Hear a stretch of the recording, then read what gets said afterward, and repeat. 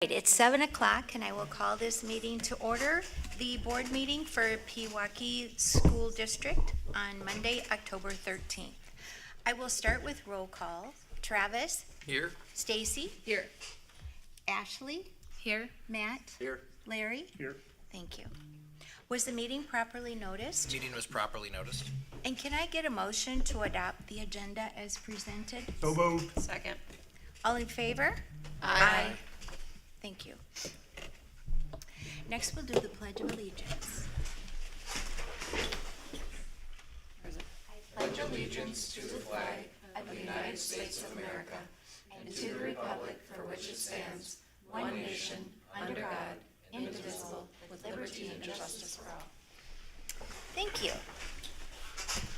Well, tonight we get a really neat spotlight tonight because we have Horizon School here.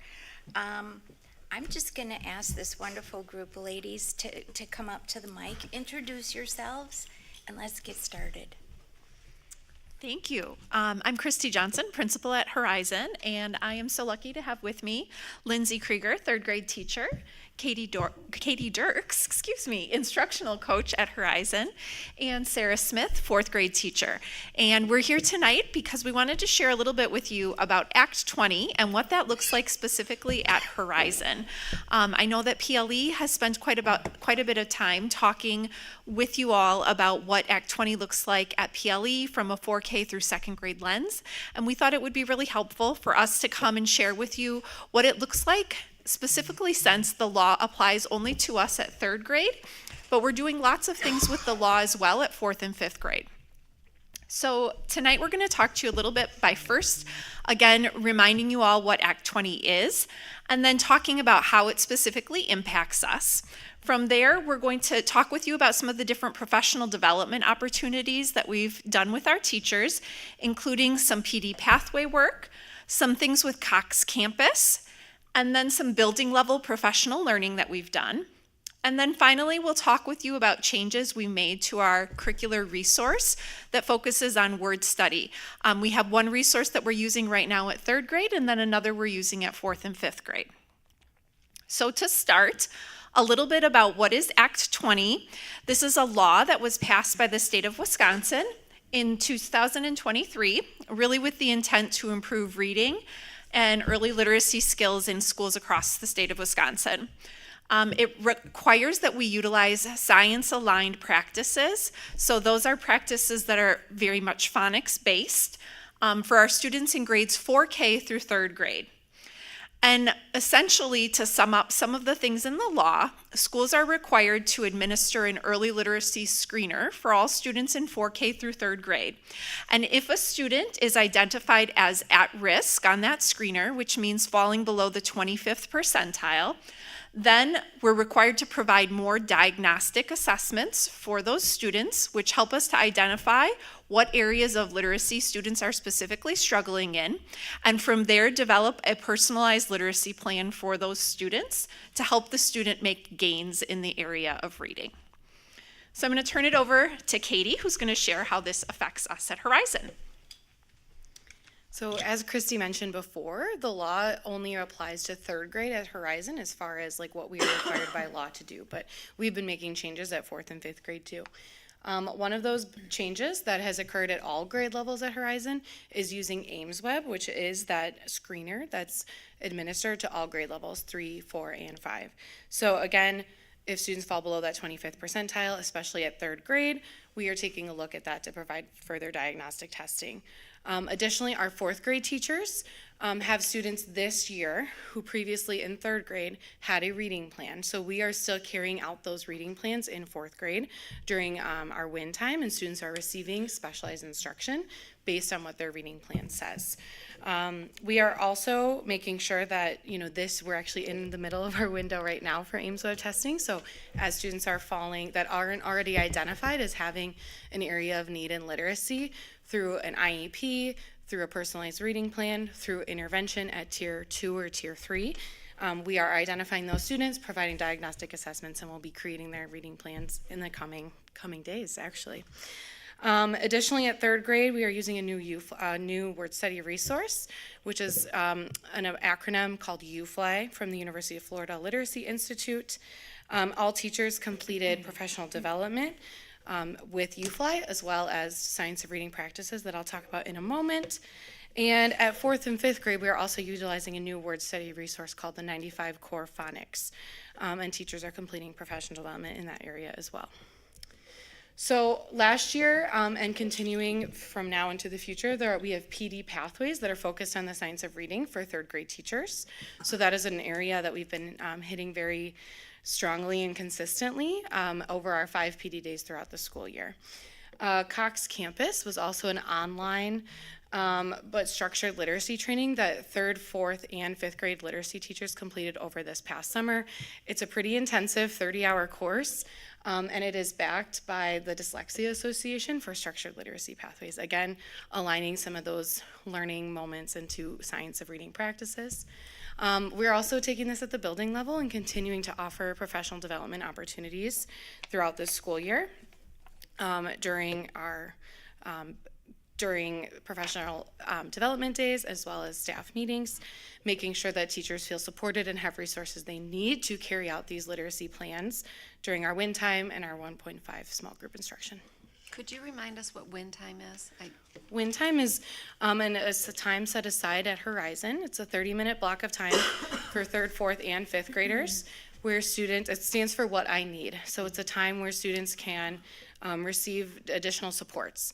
So a lot of times students will receive literacy supports with a intervention plan, perhaps specially designed instruction through their IEP, small group instruction in the areas of math, as well as other services like speech and language or occupational therapy, things like that. Thank you. So I'm going to talk a bit about UFLY from the third grade lens. UFLY is a science of reading, and we are really working on phonics. And so we go through step-by-step instructions on a 2-day cycle for each topic. So the first day starts out with me saying different sounds, where I segment sounds. So I might say k, at, and the students have to be able to blend that together. The students then do their own segmenting. If I say cat, they should be able to say k, at. The next part is a visual drill, where I'll have visuals of like CK together, and they should be able to say k, or a short A says a, and be able to go through the different sounds of different letters together. We do an auditory drill, where they're able to make the sense of the auditory and be able to write their own words down. And we use a binder, and inside that binder is either a whiteboard or their binder itself serves as that whiteboard. Then I project a planned blending board, where I teach how to manipulate sounds, but also make new words. So I could say, if I know how to spell cat, I know I can change the beginning consonant to a b, and now I have bat. So we take all different sounds, or I might tell the students, what letter do I need to do or change to make bat? So I can go between the two. And then I teach the new concept. And in the new concept, we show mouth movement and articulation of sounds, that the k is in the back. If I'm showing the th, v, my tongue is actually sticking out, compared to a v, where my tongue or my teeth are touching my lips. So really seeing the articulation of how you make sounds. Day 2 is reviewing that concept work that we learned the day prior, and they now have their own personalized blending boards. So in that time, they have their mat where they have Velcro tiles, and they're actually doing the same manipulating that we modeled the day prior. During that time, we also learn heart words, where they're words that we need to know how to spell by heart. So like the word they, it sounds like there's an A, but it's T-H-E-Y. So we do cross-body spelling. We do using multisensory techniques, really to train our brains how to spell those words accurately. And then we reconnect the text, where we do spelling patterns together. We do dictation, where they're able to apply what they've learned in the 2 days, and they're able to read short dictated passages, where we're able to make meaning and scoop our sounds and push our eyes and read with fluency. So it's really the gradual release, that it's like I do, we do it together, and now the students are doing it, and it's also hopefully transferring into their own writing. If you don't see in the writing, you go back to that UFLY and you can reteach. So I just left some I did a survey with the students and just said, why do you like phonics? And so here's a couple quotes to leave you with. Every student is eager to write why they like phonics instruction. So it's a fun part of our day. So they're tapping sounds and getting into learning stronger spelling. Oh, that's right. Sorry. So here is an I do. So that is the picture of the blending board that I'm using. On the far right side, you can see the words that we've built together. And then the students are now doing the we do phase, and then the you do is that is their Velcro work mats that they are using. Hi, I'm going to talk to you about what we are using at 4th and 5th grade. There are some similarities in terms of structures that take place in the multisensory piece. But the core phonics program, one thing that was really important to us is that we teach kids explicitly how to decode multisyllabic words. It was also really important to us that in that process, they're learning prefixes, suffixes, Greek and Latin roots. So at 4th grade, the primary focus is on the prefixes, suffixes, and then Latin bases that help us to decode and understand words like transform or transforming that they come across in text. The other pieces that were important is that kids are getting instruction in the phonics patterns. So right now they're reviewing in my class Magic E from 3rd grade, but they also learn about R controlled vowels in those patterns. They learn about how ing and ed change the meaning of a word. So those were all really important components. Then we talk about why vocabulary, why morphology. One of the things that is at the forefront of our mind is that by teaching these pieces, it becomes a multiplier. So they can understand more in their reading, they can comprehend greater by knowing these parts of words and how they work together to understand new vocabulary and concepts.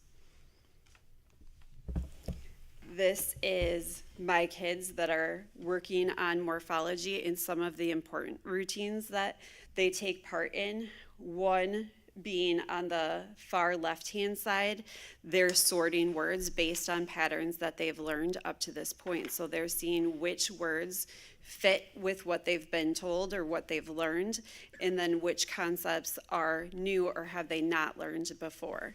It's also an easy check, an easy formative assessment for us to see what kids are carrying over from one day, one lesson to the next week and the next lesson. The other part, you can see a picture in the middle, is continuous text. So kids are looking for patterns that they've learned within continuous text that are written at 4th and 5th grade levels. A lot of the texts are based on nonfiction, so kids are encountering many more words that they have to decode, and words that have significant meaning to the text. And then on the far right-hand side, you can see students working with morphemes, and they are manipulating the prefixes, the suffixes, and the roots to create new words. They're actually moving with their hands, so making it multisensory, but also seeing how those parts put together create new words, new meaning. It looks like a lot, but every day has a structure, and it is very predictable. So every day starts with a warm-up. They're either doing word chains. Lindsay described this. They write a word, they change one letter to make a new word. Or they're guessing a pattern. They've got a screen full of words that they're looking at and seeing what is the same about all of these words. Maybe it's that they end with ed. And so they make that generalization, and then they add words to that piece. They also have something every day that has to do with comprehension, whether it's building background knowledge or responding to a prompt about the text that they're reading. Within the continuous text, they also look for the patterns that they're being taught that week and the vocabulary that they're working with. And then one of the interesting parts that has been new to me since looking at this particular program is the morphemes, teaching kids about the meanings of the morphemes. One thing that they do as part of that is to generate words that follow the prefix or the suffix that have that piece in. They look up within a small dictionary what is the meaning of it, and then they come up with sentences, or like as a class we generate them. Sentences are words that fit with that pattern. My class also draws an image to access more areas of the brain, something that they can picture. So looking at the word, the morpheme struct, we made construct as one of the words, and then they drew a picture of construction to help link what those parts meant. And then at the end of each week, just like Lindsay talked about, there's sentence dictation where they apply the skills from the week, and a short assessment where they spell words that have the patterns that they've learned so far.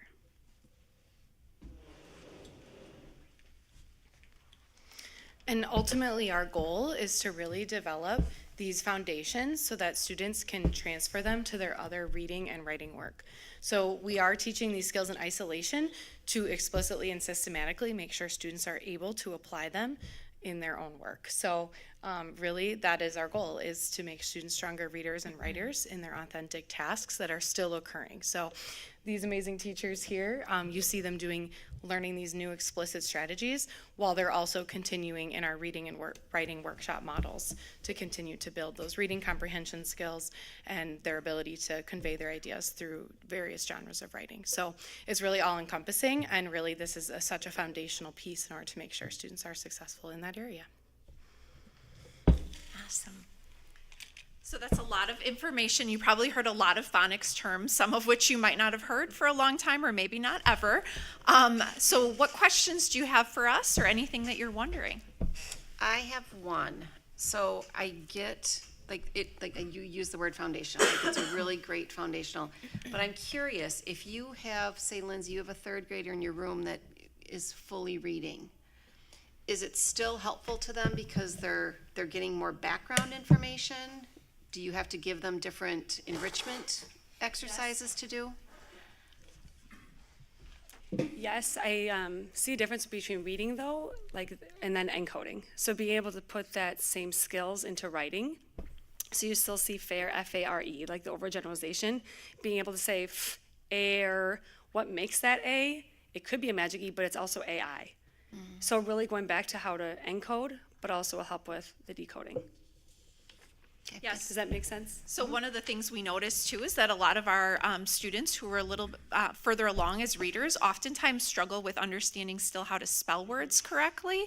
And it's something that is a skill that will transfer as they get into much more complex texts. When we think about texts that they're going to encounter in middle and high school that are going to have really high levels of vocabulary, understanding some of those roots and those morphological units that Sarah was referring to will help them to understand some of those words they may encounter in subjects like biology and things like that.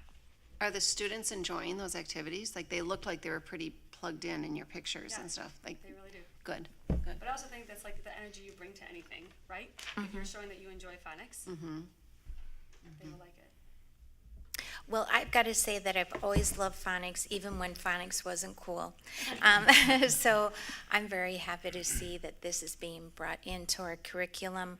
You know, what would there be one piece of this that you ladies say, this is like the magic sauce? This is really going to help our kids achieve that higher level.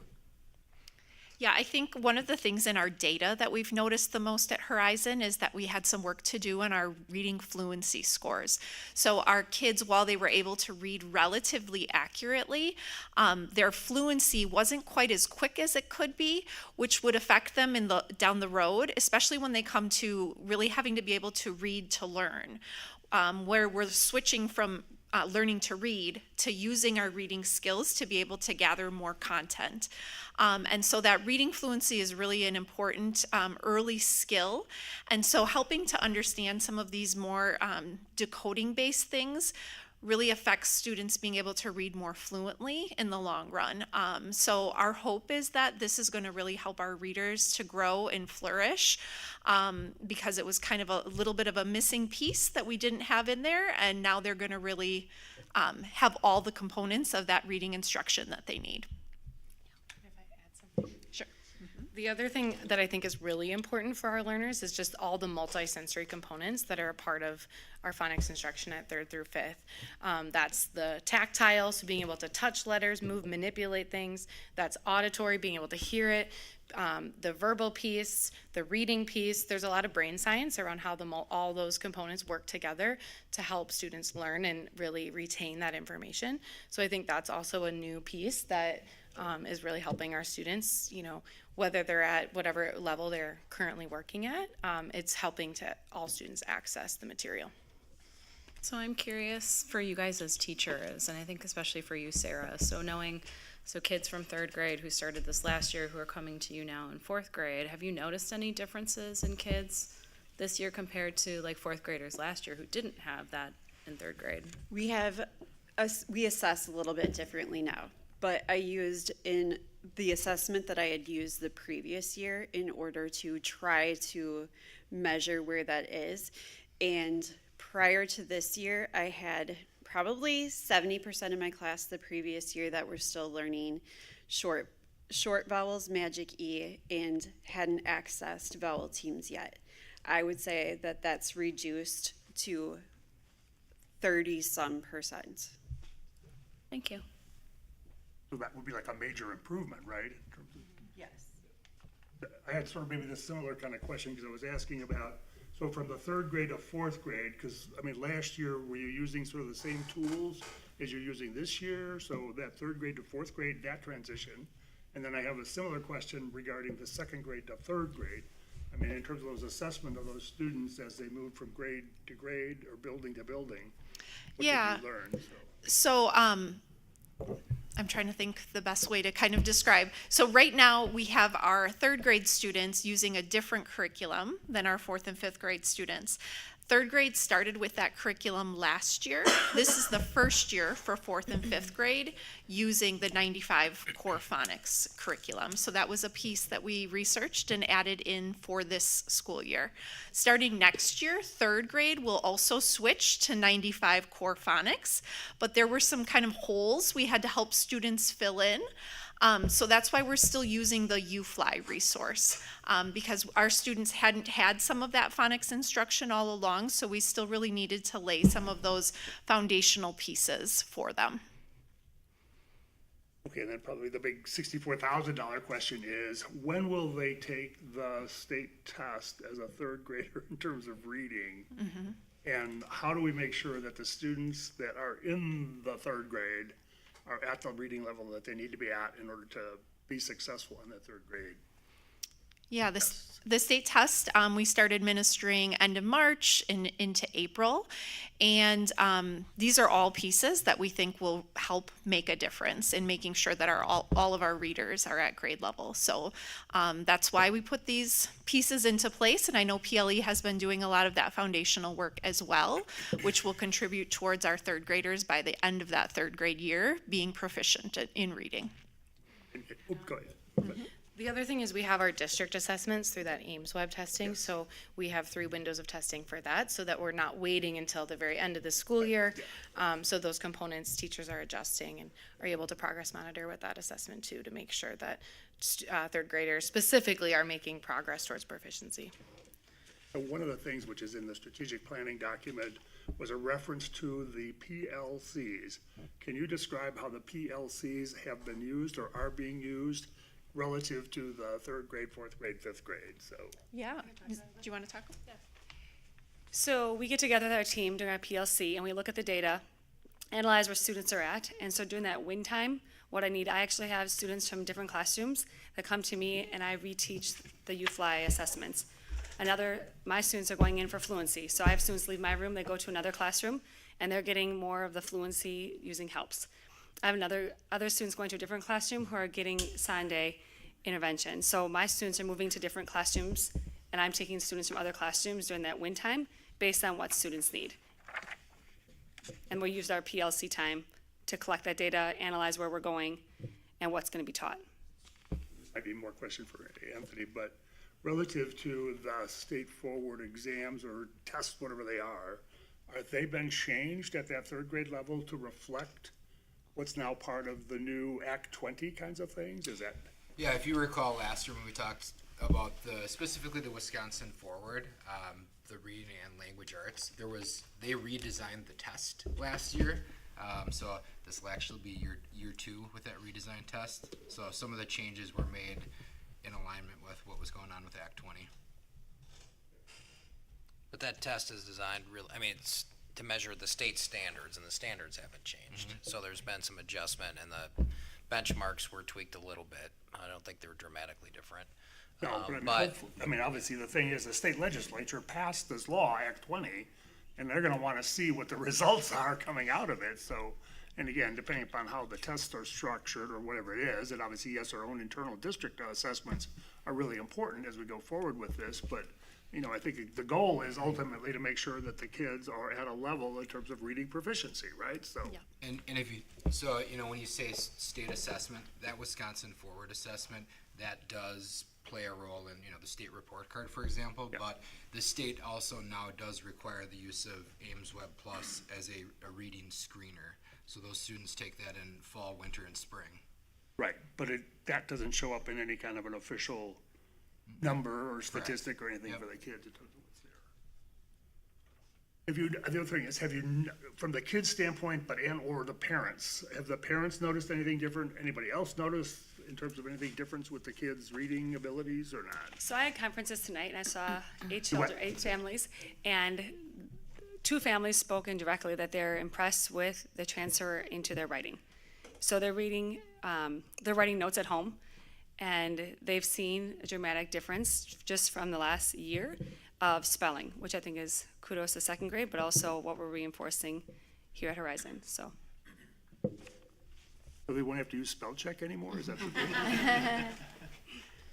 Christy, is there, for 5th graders who 4th grade, I don't know if there, was there any, were they filling the gaps with any of this stuff for that grade that kind of missed out on the Yeah. stuff in the elementary level? So we have the UFly, which is the curriculum that 3rd grade uses. We purchased a set of that for each of our 5th grade ELA teachers so that they could use that in small groups, so that they could identify students who were really needing some of those additional skills and then supplement that way.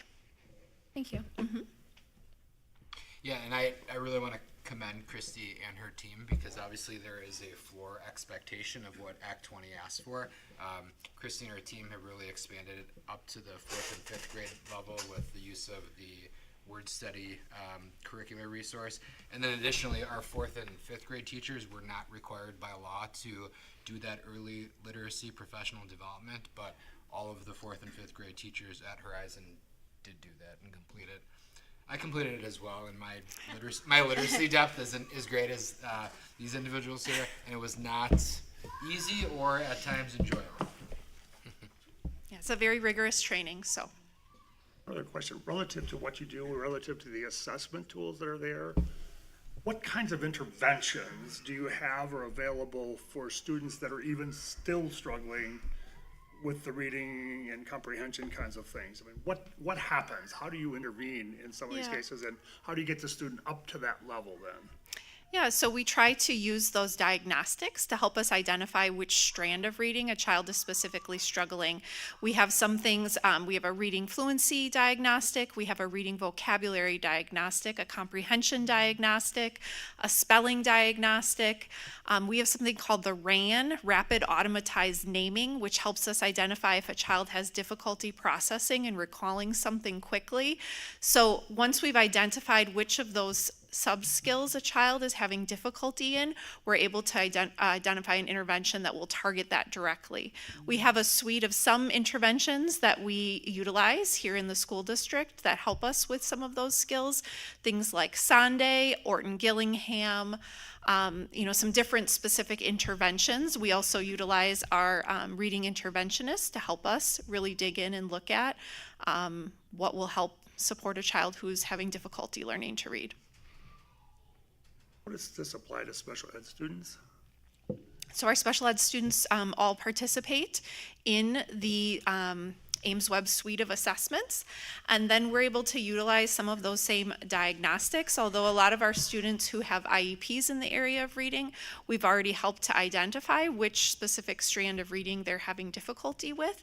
And so then we have that IEP goal that targets specifically what that child's goal is to grow in. So basing activities around that. Awesome. Any other questions? I would just make a comment, because the board talks a lot about, rightfully so, data, and I know it's typically in the board goals about we want to better understand and analyze and how we use data. I think you've heard that all over the place in this presentation, from large-scale assessments, whether that be Forward or the Ames Web, and identifying things like fluency as a specific issue, and then you heard very explicit examples about how through things like the PLC model, they're looking at that data and that's driving the choices that they're making. And I also, a couple of things I just want to say about this implementation. So, what you're seeing here is how we try to approach continuous improvement, right? You have an objective, you create a plan, you have a strategy. Our strategy included piloting 2 different resources last year. That was deeply analyzed and a decision was made.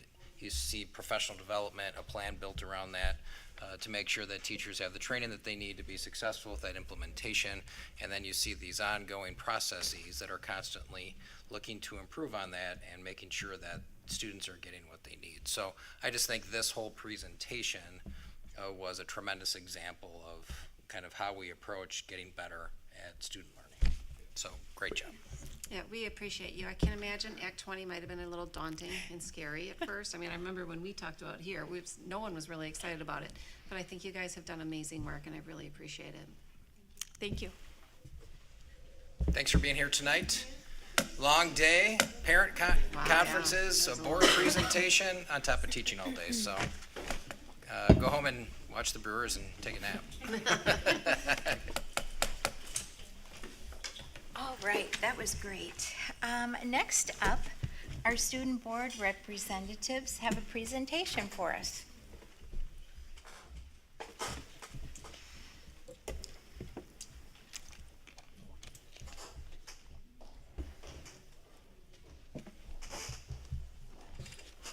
All right, first board presentation of the year.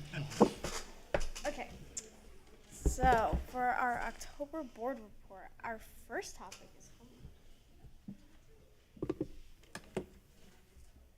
So we did dress-up days. We did them campus-wide this year. I think in student council we tried to do it last year, or at least I know we tried for Winterfest. I know that was a big conversation in all of our meetings. But our dress-up days were like, we did our PJ day and class t-shirt. We do that every year on Monday. For Tuesday we did dress in bright colors. Wednesday was jersey and anything but a water bottle day. Thursday, each grade dressed up as a generation. And then Friday was Pirate Pride. And elementary schools did crazy hair day, hat day. We had powder puff this year. The seniors won. I know the freshmen won homecoming as a whole, which was a little disappointing. Some other activities, we had our parade. I think it went pretty well. I walked for most of it until we got to that hill. I said, I call seniority and I'm not walking up that hill. Yeah, we had a golf cart. The Right. golf cart ditched us, so Yes. we walked the hill. Yeah. Oh, well, I'm gonna wear class now, so I said I'm not doing that. So Yeah. So our king was James Basso, representing Best Buddies, and our queen was Hannah Padilla, representing girls volleyball. So then we had the Hope Walk in September. It was the second annual Hope Walk, and it was organized by senior Julia Piper. It was hosted on September 14th, and over $12,000 were raised. Julia partnered along with the National Alliance of Mental Illness, also known as NAMI, which is a suicide prevention program. Next up, we have Morgan's Message, which is an initiative started by Emma O'Hearn. She's a sophomore, and she's on the lacrosse team, which I don't know much about the lacrosse team that we have here, but it is co-op with Oconomowoc, and it's a student-led club that's purposed to kind of create a little bit more awareness for student athletes and students that participate in sports, but also balance school alongside that. And then just a little quote from her is that I got to be a part of something bigger at our game against Arrowhead, but also saw the game as much more than just another Thursday night at Ruck Stadium. So this is what kind of inspired her to start the club. She wanted to incorporate that at Pewaukee because she saw how well it worked for Arrowhead and other schools in the area. And it already has 40 students, so I thought that was really cool to kind of see like an underclassman kind of taking a lead in that way and seeing so much support from other students.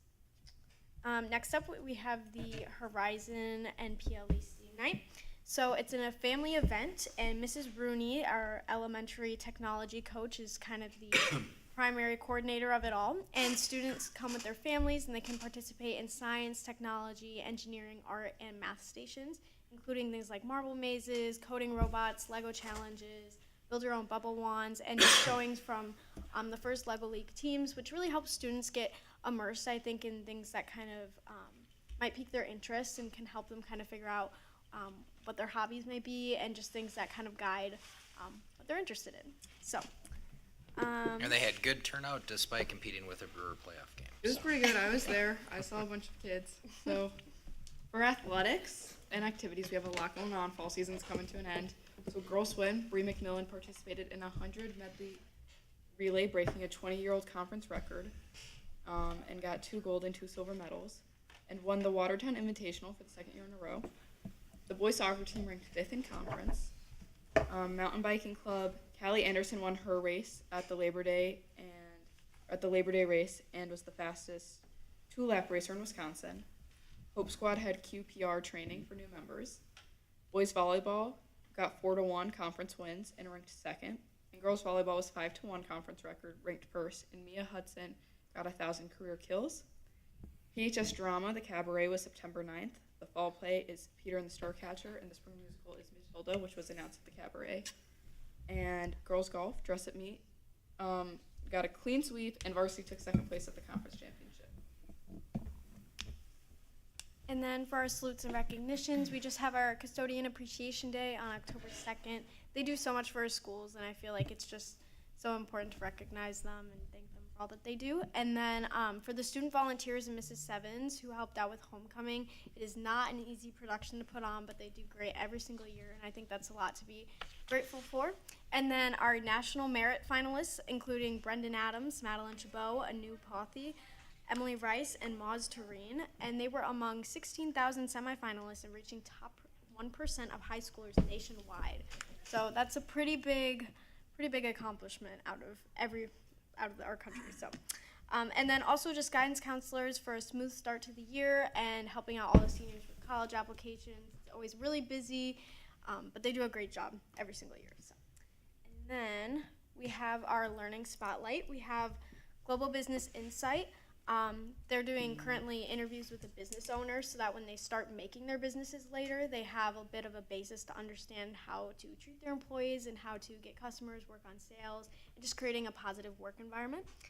Experiencing Wisconsin class did their projects presenting to 4th grade students of Miss Edwards.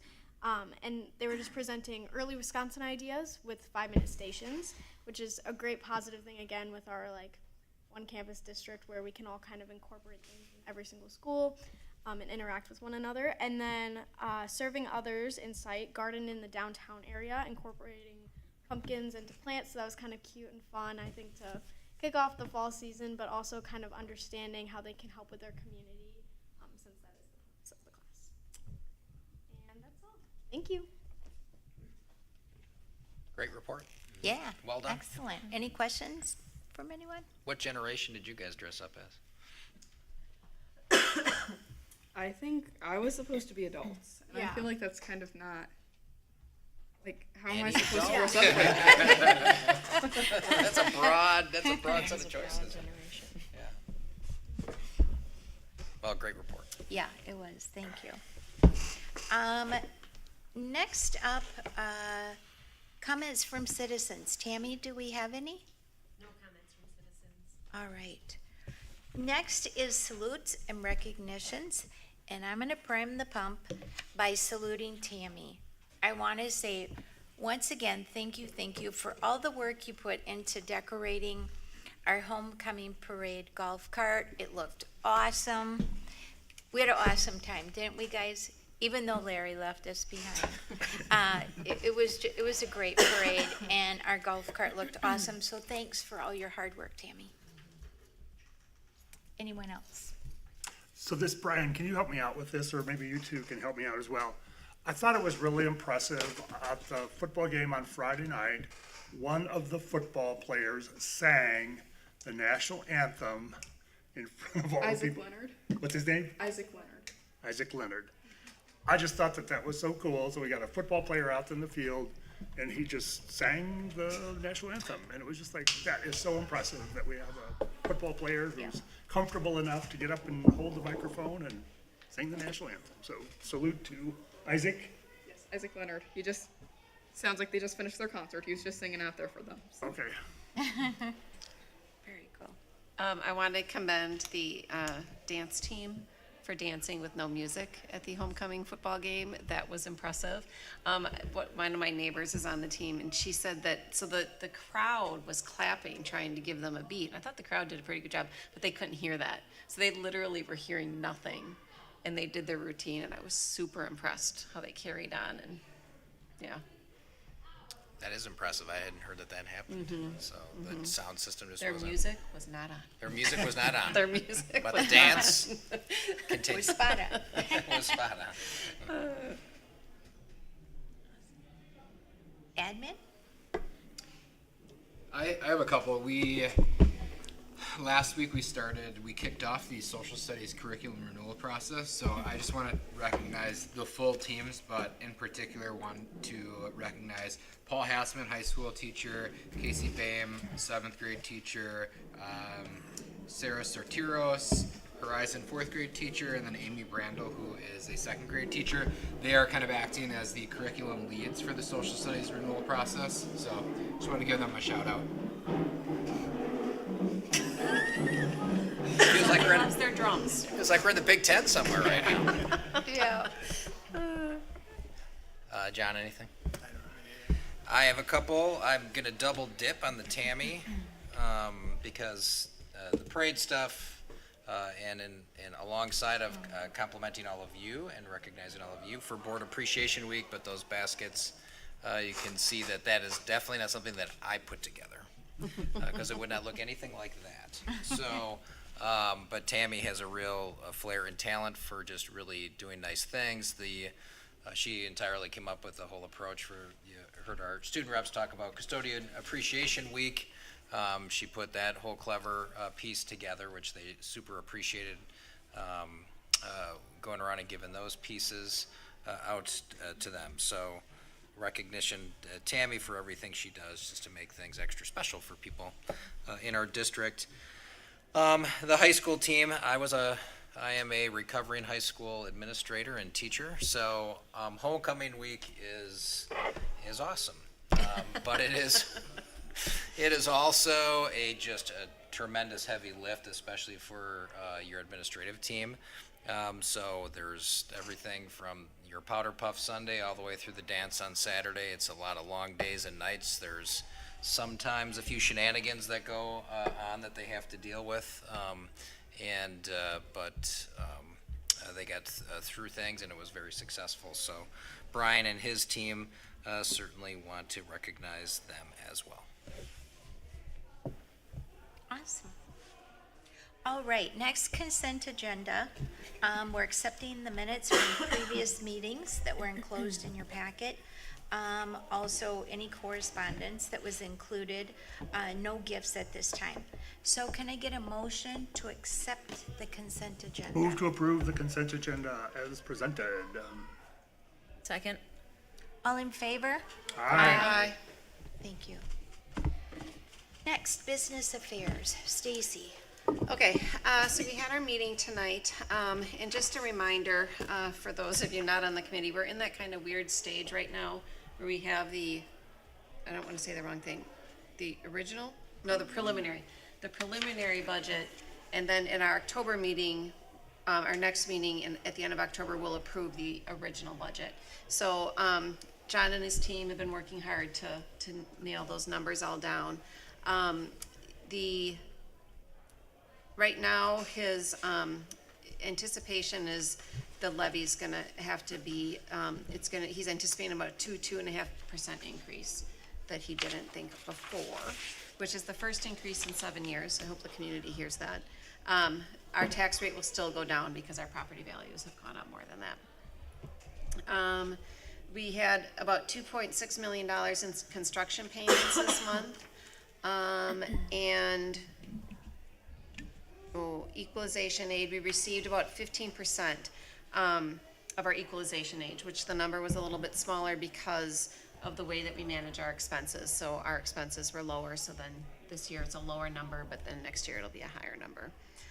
So we didn't really spend a lot of time talking revenues and expenses because it's the beginning of the year and we're in this preliminary budget thing. So, anything you want to add to that? At the committee level, we also touch base in this one. We have a calendar of events that the committee goes through, and this meeting was to address debt service and what the plan is for our debt service in the district, what it looks like over the next 12 months, and the impact that that has on the levy. We also discussed the short-term borrowing in the district. We have gone this year, we anticipate the third year straight where we do not have to go out and issue longer-term debt to meet our short-term cash flow needs throughout the year. But we'll bring that through as a line of credit, which will be available at the next board meeting. It will be presented to the board for approval at the next meeting. And then talk just with the transportation update, some of the information we've covered earlier this year. We're running 15 regular routes at the elementary schools. We run 13 routes at the high school, 2 parochial routes that fill in on the early side of the elementary routes, and anticipating the operations of the transportation this year to be within budget for what we've anticipated in the year. Also, from a driver standpoint, we're hitting that phase of the year where startup and adjustments to routes are being made ongoing basis to balance routes out and improve the timing on them. We're also resolving a couple of construction areas within the routes of the district, which also will improve the timing on those routes to get them closer to where they belong. In the last week and a half, we've been finishing relatively close, within 4 or 5 minutes on a nightly basis of what we typically would have had in the previous few years for a route like. So hitting that point where each year you get to the beginning, middle of October, and everything kind of normalizes and you get everything balanced out, and then you function pretty smoothly. So we want to keep that going. On the tax levy piece, the decrease in the levy, or the flatness of the levy, 4 of the last 5 years have been no increase in the levy or a decrease in the levy. So at a point where there's been increasing property values, significantly increasing in some years in the district, which has driven the tax rate projected to be the lowest it's been in 25 years. But that we'll address at the next meeting. Any questions? If not, I'll take a motion. Move to accept the business affairs report. Second? All in favor? Aye. Thank you. Next, on to old business. We've had a couple of meetings now where we've talked about this personal communication device policy. And we had at previous meetings kind of walked away from the restricted, brought the banned forward, although I was never really crazy about that title. And I would tell you that I really think it was good that we took an additional 4 weeks to really consider this, because we were able to really go through all the student survey data. Then we had the teacher survey that we've been able to absorb. And I know on behalf of the school board members here, we've taken a lot of phone calls from parents and constituents. In fact, I took my last one to Slate this afternoon. My goal has always been that we listen to our community, because they're the ones that vote us on this board, along with just making sure that we're giving our kids the very best education. One of the things that I previously put out there to you gals was, what if we had a restricted policy, but we allowed for phones to be used during lunch. I want to throw that back out there. I can only speak for myself when I say that I honestly don't feel comfortable doing a complete ban here. I just really don't think that it's going to go over well with our student body, and I think that if we really take the comments from the teachers that we got, we are already seeing positive change based on the restrictions that have come into play. So having said that, I want to open it up to comments from other board members on how you're feeling around this. So could we get some kind of a report out, though, on the faculty survey? I mean, obviously, we've seen the written report, but either Brian or Mike, in terms of any kind of a summary or analysis of what is the faculty saying or the staff saying about it? Yeah, I mean, it was a pretty consistent pattern. So as you've seen the specific results, but the teachers were, to a very large majority, very happy with the much stricter enforcement of instructional time, use of phones, that student attention, dialogue in class, they're not wasting time, constantly enforcing that, not having kids on their earbuds all the time, that kind of thing has been very positive for the learning environment. They've also very consistently complimented the students for how the students have handled the enforcement, the stricter enforcement of those expectations. And then to the flip side, it was the vast majority of teachers did not want to see further restriction. They felt that could be counterproductive with the students, and there was a lot of discussion about this day and age and learning to manage that technology appropriately as young adults. So that was I think the summary of the patterns that we saw from the faculty. There were some people that were on the other ends of those, but it's pretty consistent. I would say it was 80-some%. But essentially, I mean, the students told us essentially satisfied with kind of current status quo of what was put in place at the start of the school year. Faculty's sort of saying the same thing, that the consistency, or the issue was really about the consistency of the enforcement within the classroom itself and the devices there, right? So, and again, I don't know if we've had a lot of other areas where it's been a concern, and obviously, Bren, you're saying lunch hour, but. Yeah. I don't know, Brian, if Brian's here, he could certainly speak to it as well if you have questions for him. Well, one of them I asked Brian, and it's been my kind of thing. The numbers of students right now that have gotten the first violation and second violation.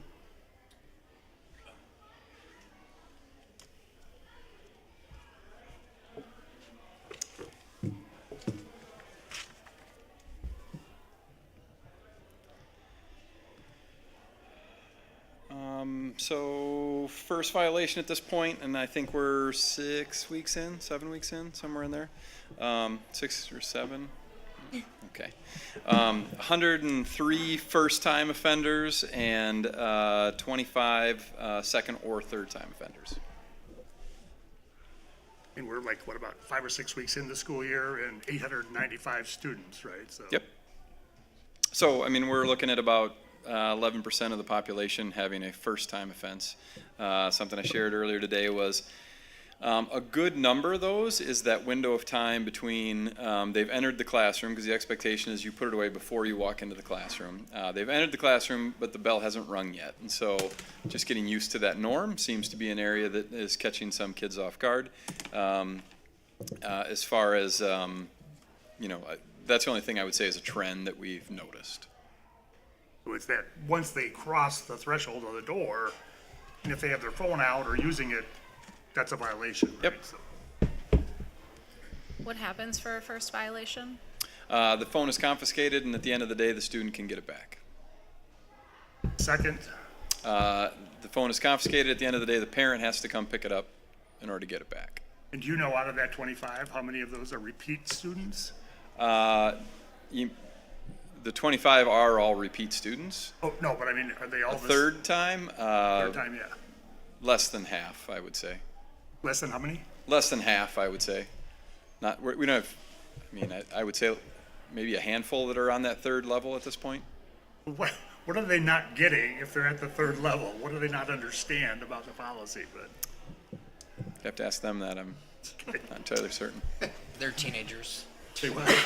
Yeah. And, you know, I mean, I think it's extremely low. I mean, it's extremely low. You had almost 900 kids in a building who really tend to really like to use their phones, to have 25 that have had to be really face a consequence more than once. You know, 6 weeks into a school year is very low. That's the high level of cooperation. But I mean, you know, there's always rules out there, and there's always people that break rules. They know what the rules are. They're just trying to get away with stuff. There's some of that's going to happen. And if it's the third violation, is that the same that the parents have to come in and pick it up, or what else happens? No, the third violation, we have to meet with the parents. We set a contract in place that clarifies the expectations for the student. For 2 weeks, they have to check in their phone at the beginning of the day. They can pick it up at the end of the day. Okay. So that really, it takes it away from them essentially, right? So. Yeah. Yep. Assuming they don't, well, I won't get into it. Okay. Yeah, we do. I just want to tell you, Brian, I'm really grateful the current policy is being followed and enforced, and showing such positive results. We heard that multiple times in the staff survey, which I'm also glad that we did, which I can attribute to you guys for starting that whole process. That was a really great idea, to start with the students and then carry it on to the staff. As you all know, I've been clear that I'm a proponent of a complete ban. But I've listened to the administrators, the teachers, and the parents, and I'll concede that a lunchtime allowance is acceptable. I think it makes sense. I struggle with allowing them to be used in passing times. Some teachers have expressed concern on being able to enforce it. Do you think that will be a problem? Do you think the kids are walking down the hallway in the 5 minutes on their phones? Is it a thing? So, interestingly, as I was having a conversation with Larry today, I just pulled up security camera footage of a passing period, just to kind of see what it looks like. Not to say that, not out and about, It's but not like, scientific, it's not but- something I'm, specifically looking at.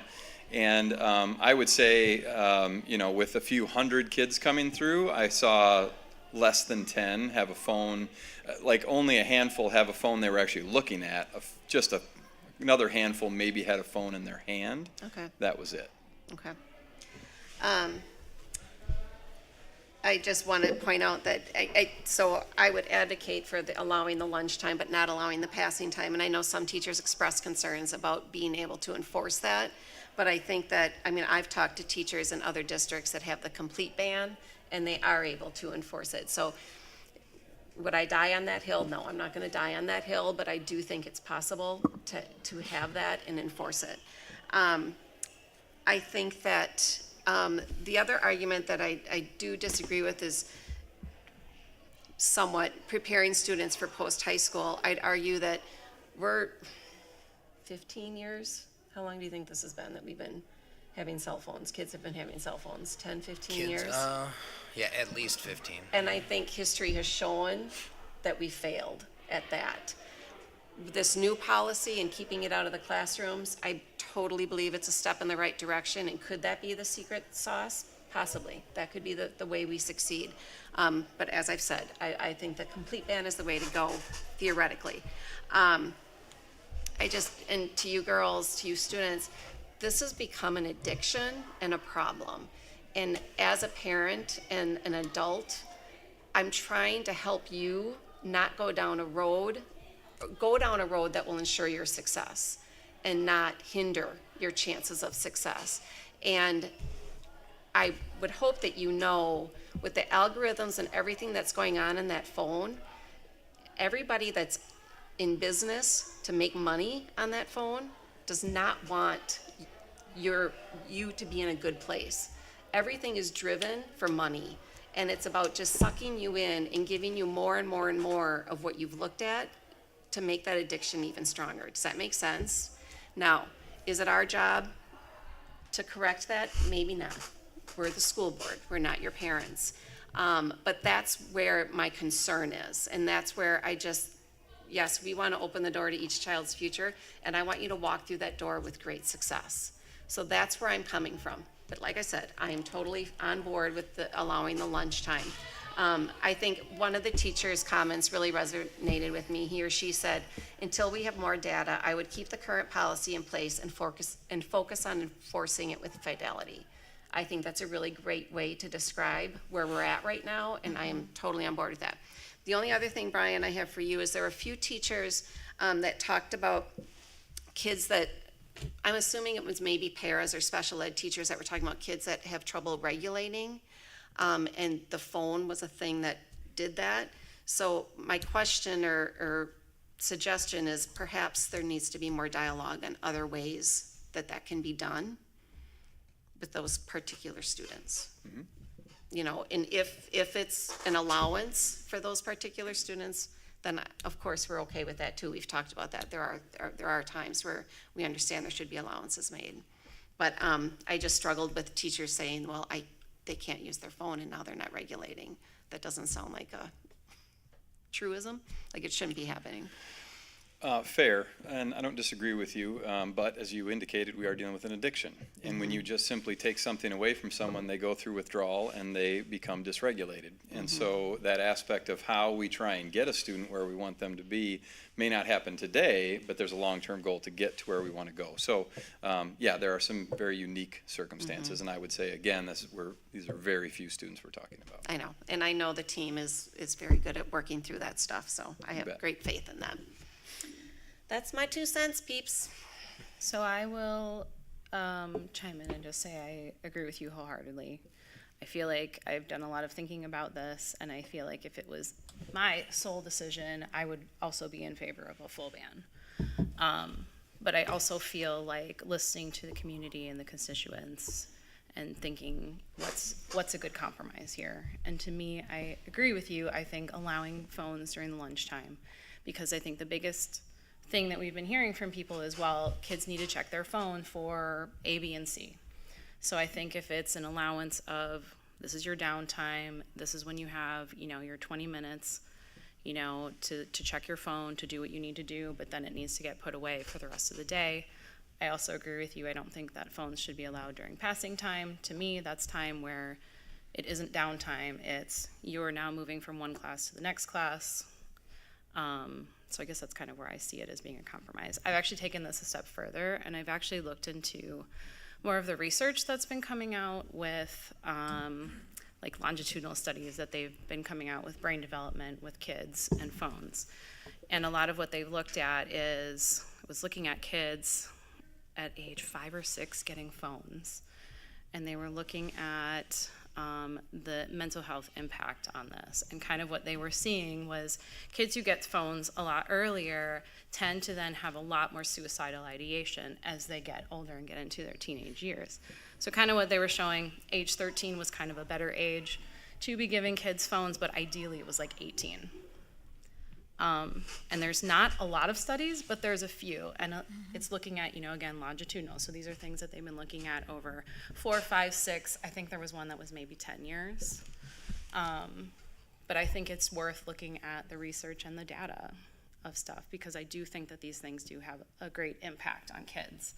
And I think as a school board, looking at what's best for students and education, and to me, seeing it as being a distraction or something that's taking away from the educational setting, that's kind of, again, where I feel like it's a good compromise to say, lunchtime is your downtime, you're not in a class. If kids can handle it appropriately at lunchtime, put it away, move back on to the rest of their day, I guess I don't see a problem with having that be the compromise. So lunch hour, you're okay with? Yeah. So.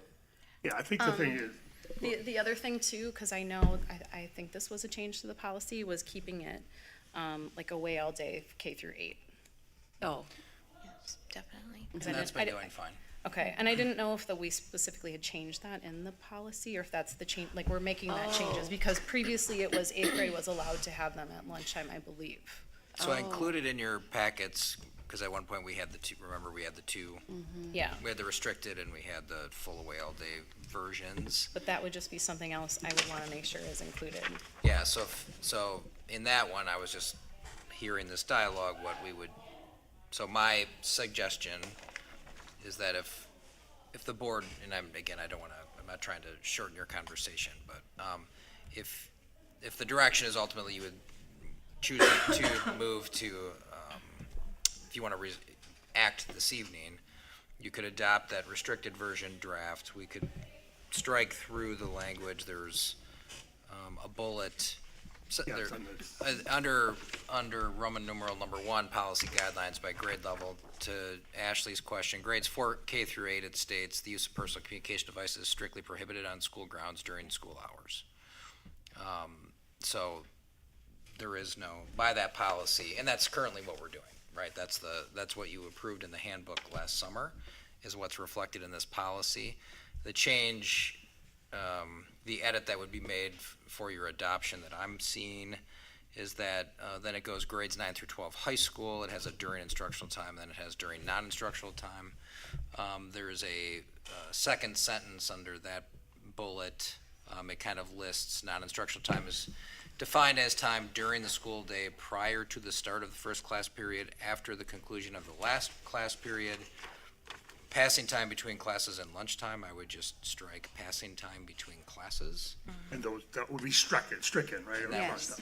That would be struck because that's what I'm hearing, at least as the working concept that you're discussing. I could look to see if it's in there. I don't think it's in there anywhere else, but that would make that tweak, and that would be then a version you could take action to approve. And then we could put that in place, and then the only thing I would clarify from you is what's the timeline for when you want us to implement. And I don't think it would take long. I think it maybe a week or so ramp up time, and maybe November, start of November or something like that. You could move. I mean, I printed it out, and obviously it's just those 4 words would essentially be taken out, and then it's covered. And then, I don't know, whatever you guys decided was first of November, There could a even couple be an weeks. explicit statement, that clearly states that not during passing time, but if you strike that, it would be clear that that's not part of what's non-instructional time. And I think that- There's a detail here that I guess I just want to share about the logistics of how our day schedule works. So when you say not passing time, the first passing time that we have is from resource to first hour. And the challenge that we have during that time is that half of the building are arriving at that time. So during arrival before resource, we said it's fine if you, as you're entering the building and you're getting your locker, that's fine. So we'll have to figure out, like how we're going to manage the juniors and seniors that are arriving for the 8:17 first hour start. The transition from first hour to second hour is very clean in the sense of that is a passing time and there's nothing else that would, mess that up. There's the potential that someone is arriving at that time, but it would be it'd again be like a handful of kids. So then we get to our transition to third hour. Our transition to third hour is to lunch. And so a third of the kids are going to be headed to the lunchroom. The other 2/3 are going to class. And then we have a third of them coming for B lunch, leaving class, going down there, and then going back to class. And then at the end of third hour, we have a third of them coming from lunch, and everybody's going to fourth hour at that point in time. So from a management standpoint, those 2 transition times include lunch. And so for some portion of, and we wouldn't necessarily be able to identify, some people are going to lunch, some people are coming from lunch. So in order to implement what you're suggesting, we would have to limit it to only in the lunchroom in the atrium.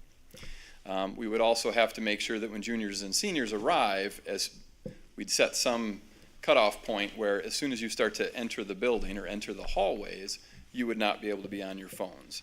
So there's going to be some ambiguity around those times, and the only real clean passing time is between first and second hour. So I just want you to consider there are some logistics to what you're suggesting that aren't very clean. Not to say we can't do it, but just want you to be aware. I just want to say something here. So, and I'm just going to ask the board to consider just going back to the restricted use the way it was. I mean, we went out to the community, we heard from the students, we heard from the teachers, we heard from, I'm not hearing the administration saying that you want this. I'm not quite sure what problem we're solving by taking the passing time away. I'm not sure what we're solving actually at this point. I didn't hear that come through from anybody as like a solution or as like a middle ground. So I'm not sure as a board what we'd be gaining by by doing that. It sounds like it's potentially a logistical nightmare, trying to police it, essentially. I mean, there's a way to do it, it's just, Yeah, it's, I What does don't it know how take? clean it will be, and so there will be, similar to what we've done this year, where we're trying to get them used to a new norm, which is you walk through the door, it has to be gone before you walk through the door. So we don't have, at the start of class, teachers are saying, put your phones away, and having to deal with all that. I think that's really helped and created a very clear line that didn't exist before. So there are ways that we can set that norm, but while we do that, we're gonna see a continued increase in some of these first-time offenders likely. So what are you really saying then, Matt? I'm saying, let's not touch it, I guess. So Well, Keep the whatever language nice the way way in it place, is. We just Keep leave it it? the way it is. You do have a point, because when I talked to other board presidents, that's when I was faced with the reality that if we were to strictly ban, imagine how we would police the lunch hour. You know, if we said you can't bring your phones out at lunch, what extra staff is gonna wanna stand in the atrium and make sure the kids aren't using their phones? So that was the obvious, give them the lunch hour. But now, I'll be honest, I didn't realize that the complications that could arise with passing. I think it's just an expectation that you set. Like you said, if it's, doesn't matter what time you get here, even if you're coming in late, the expectation is when you're walking in the door, your phone is not out. It's put away, you're going into class, whatever it is you're doing. Unless you're in the lunchroom or atrium. Correct. Yeah.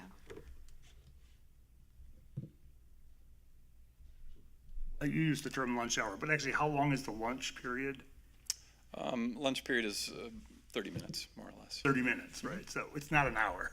So they have to go from a class, get to the lunchroom, get their food, eat their lunch, get back to the classroom. So, I mean, it's sometimes minutes, and the passing time is really only 5 minutes, 5 minutes out there, so. It's also not a time that I think kids should be distracted on their phones. Yeah. It should be, I'm moving from a next class, being prepared to go into my next class to learn. Not thinking about a text, not thinking about. I think that's kind of the compromise of, you have your 30-minute lunchtime, which is your downtime, your break time. Check your phone, do the business you need to do, and you're back into learning. Again, just to provide clarification, support whichever way that you know, it's your decision how you want to go here.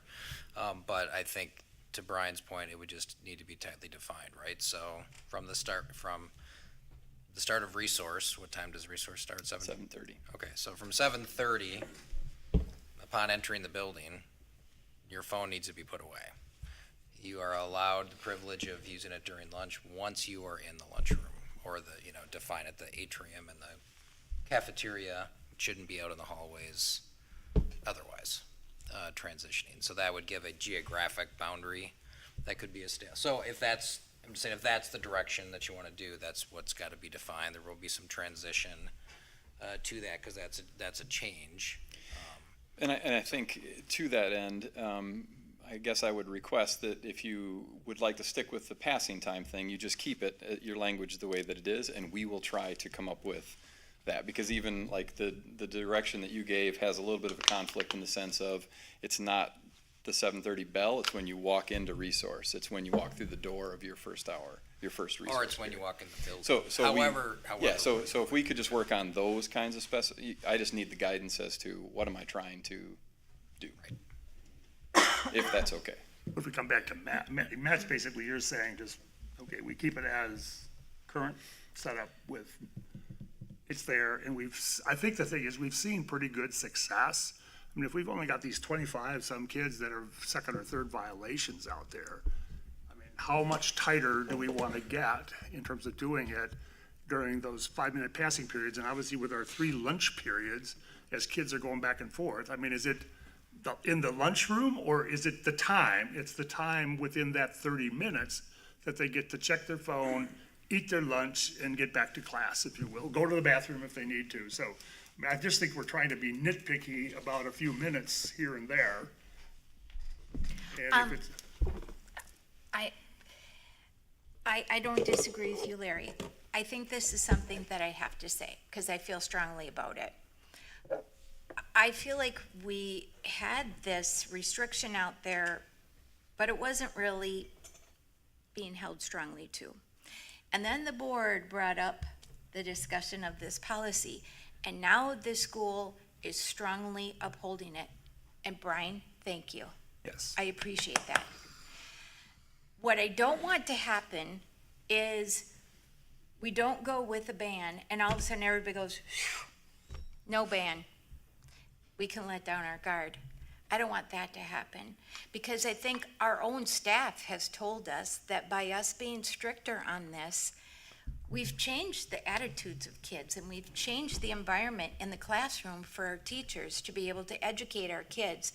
So I think we've done some really good work here, and I don't want us to let down on that. So whether we allow passing time or we don't, for me, the most important thing is the progress that we've made, right? That we don't let down on it, and that we continue to stay strong on this, because I do think it is the best for our kids. So one other just brief comment on that, relative to doing it, and I'm a really strong believer in it philosophically, that the kids, the teachers, and the administrators here, relationships between our students and our faculty and our staff, administrative staff, those need to be positive relations as much as we possibly can.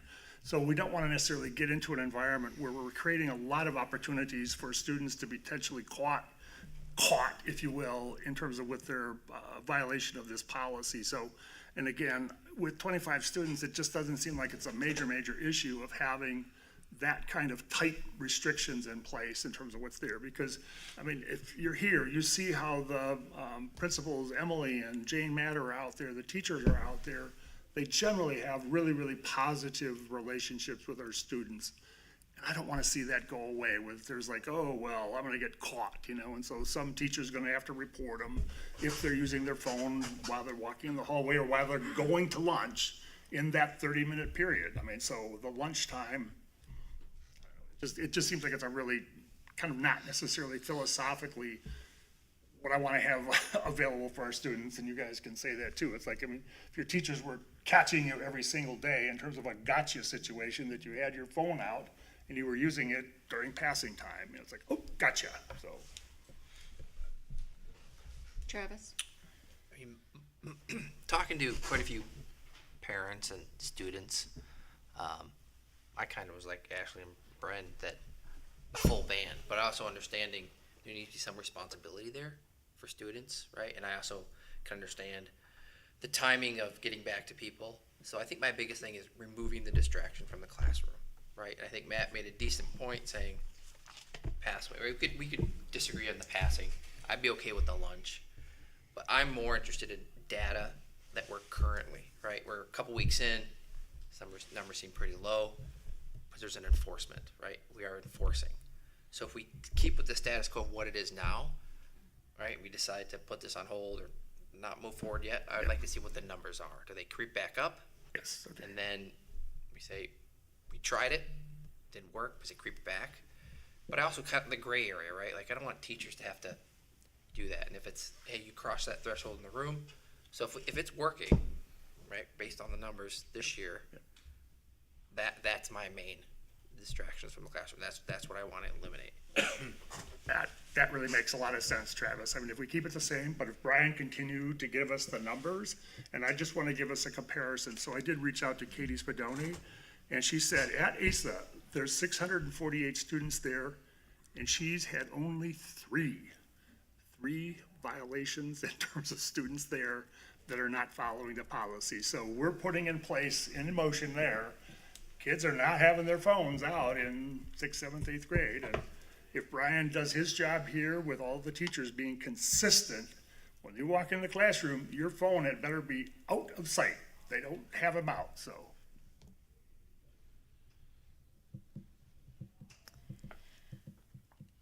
So, with So- that, I mean, if we take the restricted version and then either we decide we're gonna keep in or keep out, take out the passing time, those 4 words in there, so. I would suggest should we vote on the way it's worded right now? And if we don't, I have a feeling you and I are gonna be on the losing end, but then the board, I support the board. I mean, you know what I mean? So the restricted use version As it's worded now, Okay, and leave everything in as it is. what do you guys think? Go that route? And leave take a vote? passing time between classes in there.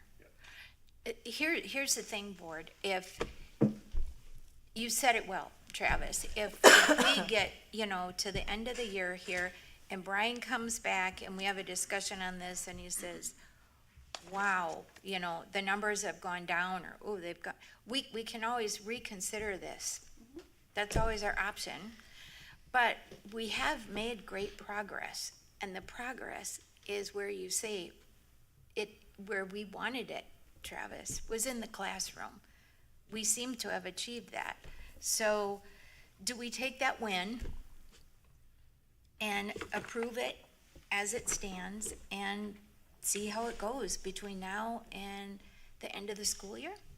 Couple things I'll add. So, in that survey, there was quite a few teachers that said that the ear pods really helped, right? So that's still in there. That's removing another distraction that maybe was allowed a little bit. Smartwatches seem a little bit less, but I'm sure they know that it's going to be the same thing, right, from that perspective. So I think there has been some progress on this policy, even if it's in passing. Like you said, remove some of that distraction that we want, and I think we always reserve the right to see how those numbers, I'm just speaking for myself and the parents and students I've spoken with. I mean, I also look at it from the other option of, okay, if we do change this and we move forward with saying, let's get even stricter for half of the year and see how it goes, does that succeed even more? Do we have even more success and less distractions with kids? Do we see better learning?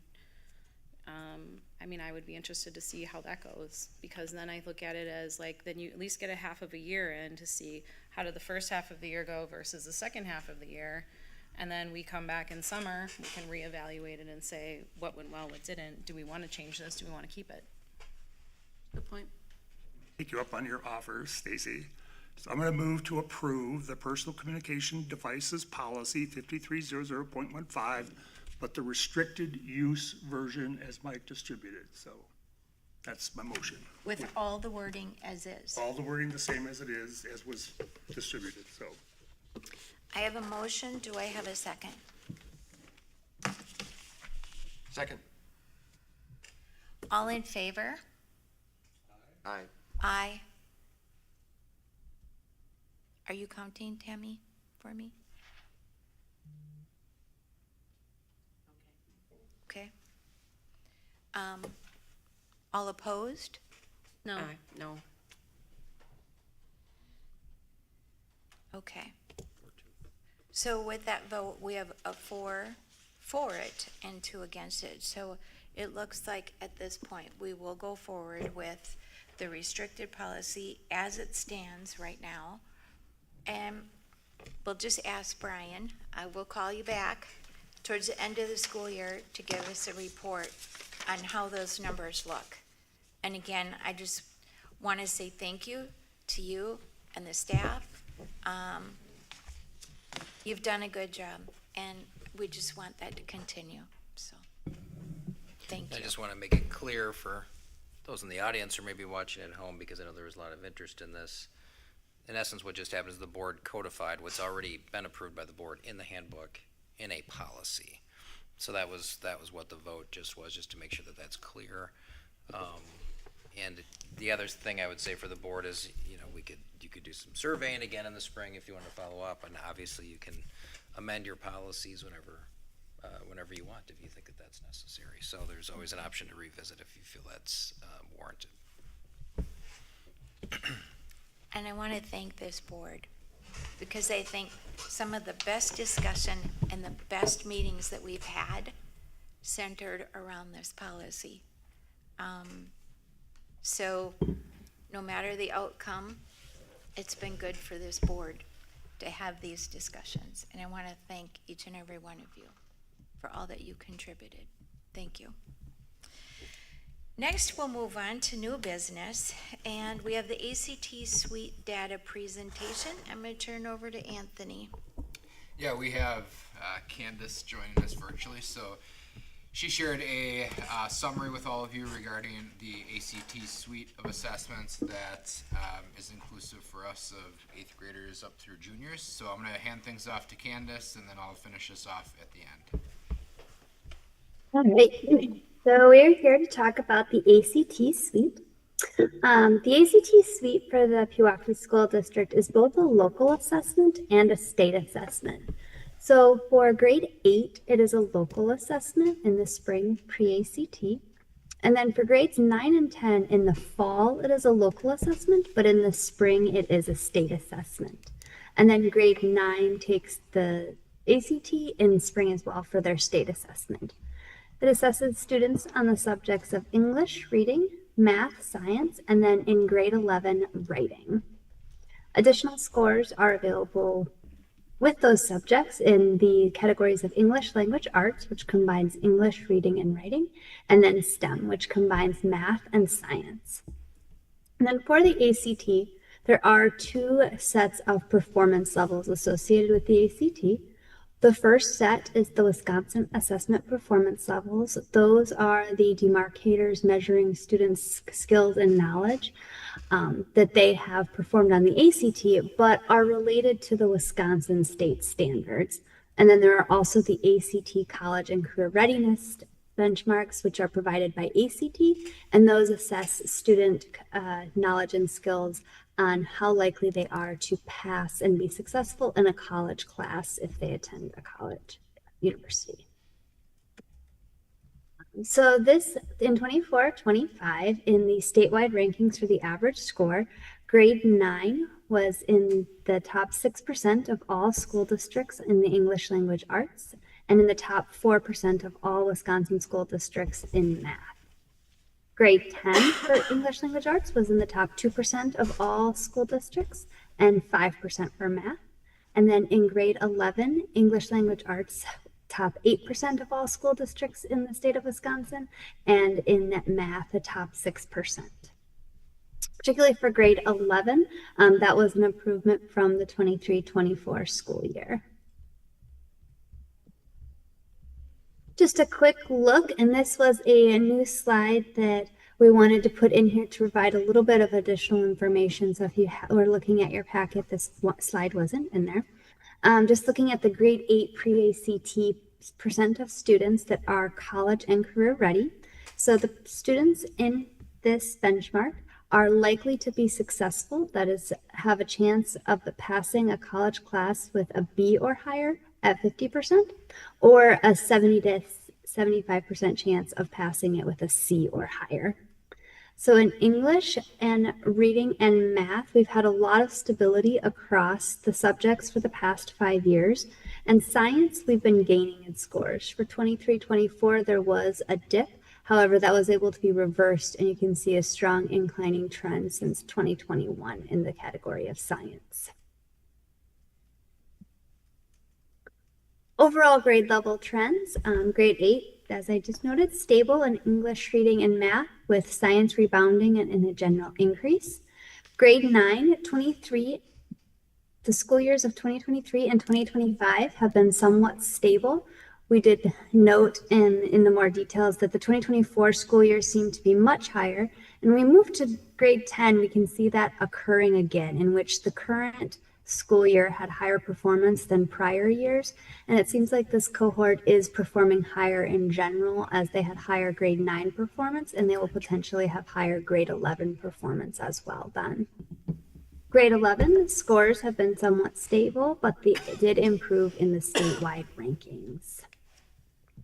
And then Anthony can discuss some of those action plans that came out of those scores. Yeah, so, and if you're looking at this screen down here, really, both the middle school and the high school really have the same action plans when it comes to kind of looking at the ACT data and identifying some focus areas. for both buildings, they each have a reading-specific goal and a math-specific goal. And then kind of a secondary to that is they're also really focusing on the growth of those subgroups of students to see growth with students that receive special education support. We have talked here with this group prior about, through the strategic plan, our focus on establishing professional learning communities and really making sure that teams of teachers are getting together to talk about instruction and to talk about teaching, but more importantly to talk about, is what we're doing impactful from a student learning standpoint? We have 2 year-long professional development strands for the first one focused specifically on our 6 through 12 ELA teachers. And really, we have had some new teachers join us, and it's been a while since we kind of regrounded in what those really good language arts strategies are. So that 6-12 math team will engage, or excuse me, ELA team will engage in that throughout the course of this year. Similarly, we're doing the same thing with math. And then, you know, I have really liked the last couple times Brian has been asked a question like, how many cell phone, discipline referrals have they been? And he's been able to bring his, Brian does not have that memorized. I mean, he's good, but he's not that good. So he's able to bring his computer up. We have rolled out this year a new data management system. So if I am a teacher and a student walks into my classroom, and I'm just really curious to know, like, I'd like to know historically how the student has performed with regards to reading with all of the assessments that we have. They very, very easily can search that student's profile and obtain that information. Now, could they have gotten that before? Yes, but there were numerous other steps in the process. It just wasn't as clean. So we're really looking at trying to utilize that as a tool to get teachers real-time information so that they can adjust their teaching strategies to meet the needs of kids. Candace have some involvement in creating some of those tabulations or however it's done? Nope. The nice thing is Candace has got to work on the back end to make sure that all of the data is, because there is some data entry on Candace's part, but generally speaking, it syncs every night with our student information system, which has been very nice. Because previously, for teaching and learning, we had used Qualtrics, and there was a ton of work that Candace and Becky had to put in on the back end with that system. I have a question. As a non-educator, I struggle when we look at these results because, like Candace mentioned, that one cohort. So I get, like, your 9th grade English teacher is teaching the same, let's like say the same curriculum every year, but she's getting a very different cohort. So it just seems really hard to make analyses based on that. Okay, so that is the number one reason why one of the strategic plan goals out of teaching and learning is focused on that learner variability piece, and the professional learning community piece is kind of the second step to that, right? It is with the diverse students that we have, which sometimes change year to year, period to period, the days of I'm going to teach a lesson one way over and over, I'm going to do it again the same way next year, like it's not as effective as it once may have been. So that I would agree with you, and we have many things in place to kind of use student data to do what's best for kids based on where they're at. And a thing that I might pipe in on here is, so when you're talking about these kinds of assessments, I mean, there's utility and some of the detail that can be gleaned in terms of, like you heard with our spotlight on learning, right, where they might be able to make an inference that this is a specific area of science or reading or mathematics that we're weaker in when we get those full data reports. I think from a board level, what's most helpful is just from an accountability and a monitoring standpoint, how are we doing overall with this particular assessment? It's also important to hear again, how are we using that, and that's where you're seeing what those action plans are. I do appreciate that, I agree. Yeah, I mean, when you look at, I mean, here's the reality. You're gonna have, when you, so, as you saw in everything, we're like, literally, we're in the top, on the low end, on these, top 8% to the top 3-4% in the state of Wisconsin, right? So when you look at rankings, We've got a little bit of stronger cohort, we're gonna bump up maybe, like you can see, you know, we're kind of excited that it's the junior, this class, we'll see what they do. They have shown good potential, so we may have a really nice performance on this year's junior state assessment, which is a key indicator on the state report card. So, because that cohort has consistently performed a little bit higher, but you're talking, you know, all right, well, we were ahead of New Berlin with that group, but we were behind maybe with another group. I mean, these are all high-performing systems, and you're gonna see, based on some cohorts, some bouncing around. Now, you do see some that are consistently sitting at the top of those. But what you're seeing as a board is that this district continues to perform at a high level in the state, and this is continued evidence. If you were to see us, you know, drop, geez, we used to be in the top 10% all the time, and now we're lucky to stay in the top 20. That's a problem. Like, what happened? And there should be some real analysis. If we start to see a trend of us consistently scoring much lower in the state, then that's something that should really flag a board to say, hey, what are we doing about this? But you are going to see some of that bumping up and down with that cluster, because all of these districts that you see us always ranked with are the top performers in the state who are doing really good stuff too. I just would hate if anybody would ever say, well, last year our ninth graders were in the 5%, and now this year they're 8%. It's a different group of kids. Right. And it's, I just don't want. and it's really, literally, it's really very minor changes Right, in which the I agree, performance. 100%, but. But I mean, but understanding that, again, that's where we always have to kind of keep it in perspective. When you say there's 529 high schools in Wisconsin, and, you know, when you're looking, if you go into the report, you know, that's included, that gives you more detail than in the slides. You know, you can see here on the Wisconsin grade 10 pre-ACT secure ELA, we are 1, 2, 3, 4, 5, 6, we're 7th out of 529 high schools. I mean, right, you're right at the very top of how you perform. Now, and that was a really good performance. Sometimes we might be in the top 20, whatever, but we're still in that top 5-ish or so percent. So you're talking about a high level of performance.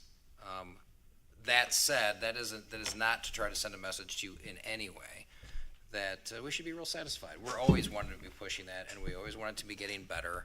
That's why these pieces are in front of you in terms of those priorities and those action goals. It's why the spotlight that you saw here were always, because unless you're at 100%, it's not good enough.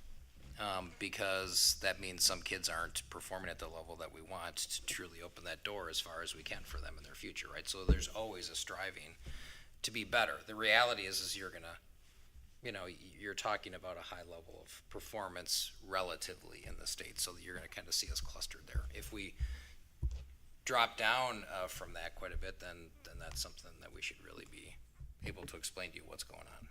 I think the other piece that's important to recognize is our next board meeting, you guys will see a similar presentation on the Wisconsin Forward Assessment. When we look at these standardized assessments that you guys are getting report outs on, yes, they play a role in what the state has determined to be the metrics that gauge the effectiveness of us as a school district. Having said that, I put much more stock, as our teachers do, in the assessment that occurs every single day in their classrooms. That is more valid from an instructional planning standpoint than a test that a student takes once or twice a year. Do you evaluate like a cohort? So like you have an expectation, okay, so they take the ACT, let's say ninth grade first time. I know the 8th grade is the thing.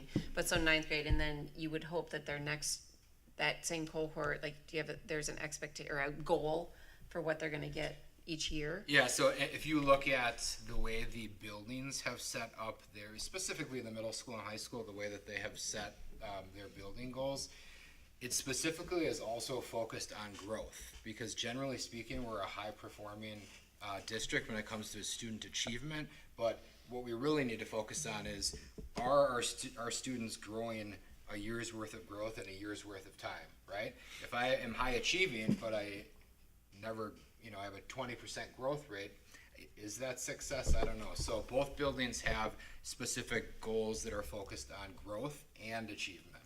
is the ACT part of it, or is the ACT kind of its own beast? Nope, the ACT is part of Part it. of it, So I know Candace has worked with, Brian and the high school team many times to focus on, okay, like, if I'm a student and this was my score this year, what would be my expected growth, from sophomore year to junior year? So to make sure I understand this, those specific cohort groups that might have a lower score in ninth grade, we're continually looking at those cohort groups to make sure that they are making those advances, even if their scores still lag other groups, but they're still making that progress of a year's learning in a year's time. Right, and that really goes down to the individual student level, right? So, Brian may set a goal that we want 70% of our sophomore students to meet their growth expectation from sophomore year to junior year, and that's based on, what if John were in that sophomore class, what his individual score was that sophomore year. Yeah, and that growth piece is a really important point, because you could have lower performance overall and have done a much better job, right? So you could have a really talented group or that's always been high achieving, and they could even underachieve but still score really high. And you can have a group that's typically been lower, but you brought their growth further, and you were actually far more successful with your instruction. They might not be ranked quite as high, but if the growth scores are there, that really shows that you've taken them the furthest in terms of what you've had. So, I'll use a coaching analogy. I think one of the best jobs I ever did as a wrestling coach was with one of my worst teams. And because they got so much better at the end of the year than they were at the start of the year, we got some individual success. I mean, the team really improved. And I think one of my worst coaching jobs was with my best team, because they didn't perform well at the end of the season. So they had the talent, but the performance wasn't to where their potential was, where the others I felt exceeded their potential.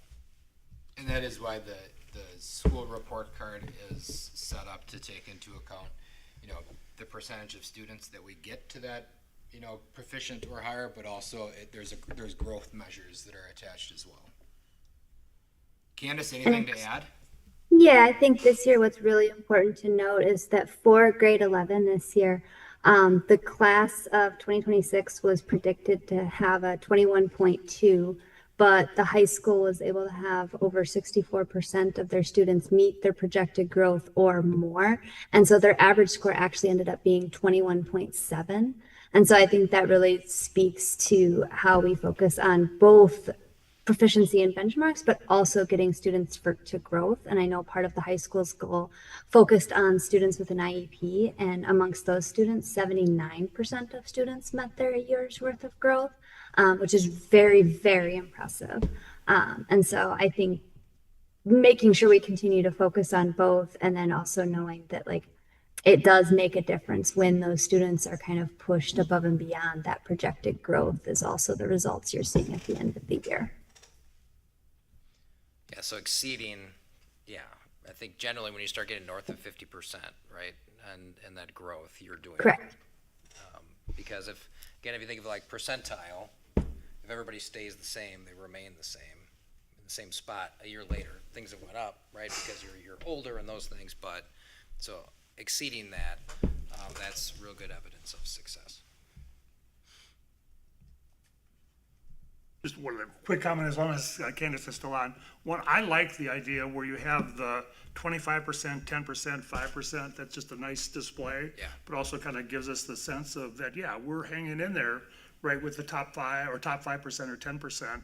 And then I know we had talked about it as one of our board goals relative to some of the external comparisons that are out there. So we pick up on it when you do the county and or the high achieving districts that are out there too. So, I mean, it's like we're looking at kind of state, but then county, but then, okay, guys, we're really up there looking at those high achieving districts, and where are we at? And I think we talked about it. How do we get as good as some of the districts that are in that top group in those high performing? Yeah. So And what are they doing? And we're located in, our region and some of the Madison area are the highest performing spots in Wisconsin. Yeah, I mean, well, right. I mean, you got the Elmbrook's and the Arrowheads and So when you New see us, Orleans and when you look at Muskegon county Norways and- comparables, in those rankings, I mean, you're talking about ranking against many of the best systems in the whole state. Whitefish Bay is always up there too with stuff, so.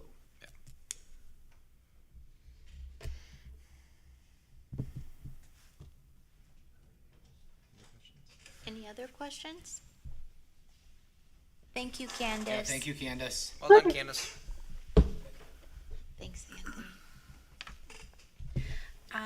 Next is Third Friday Count. John. So we conducted the third Friday count for this year on September 19th. There's two count dates that the state of Wisconsin has for all schools to report on. One is the third Friday in September. The other one is the second Friday in January.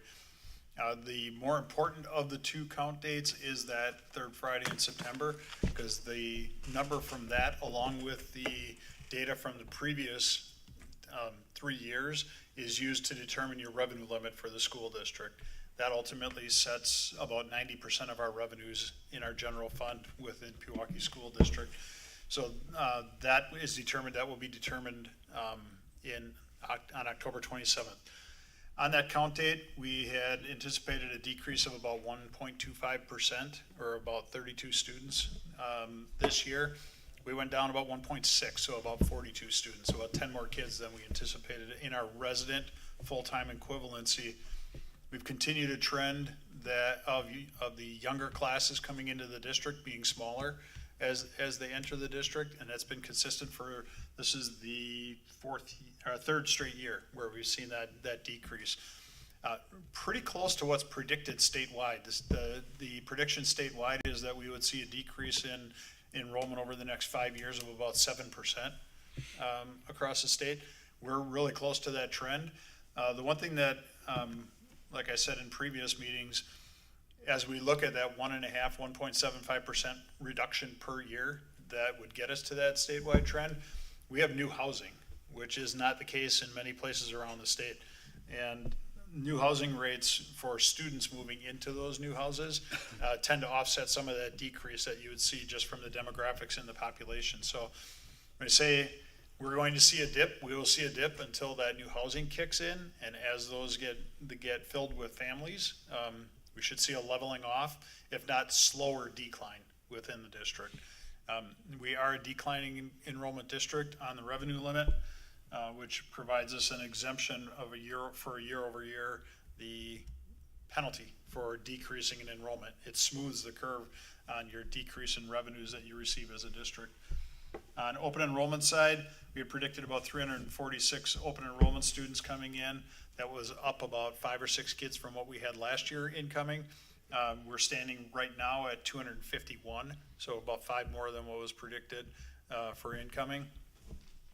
For outgoing open enrollment, we had 117 students last year outgoing on the third Friday. This year we have 119, so pretty stable in the number of students that are outgoing in the district. Are there any questions? No, other than there was, when you mentioned the numbers, I can circulate it around. I just was looking at applied population laboratory studies that are out there. There's like a 2-page summary talking about the declining enrollment across the entire state. So I'm going to circulate that document. It's a couple pages there, but it talks exactly about that 6 to 7%. And if they're using a 5-year trend or a 3-year trend, so I'll send that out to you guys. Thanks.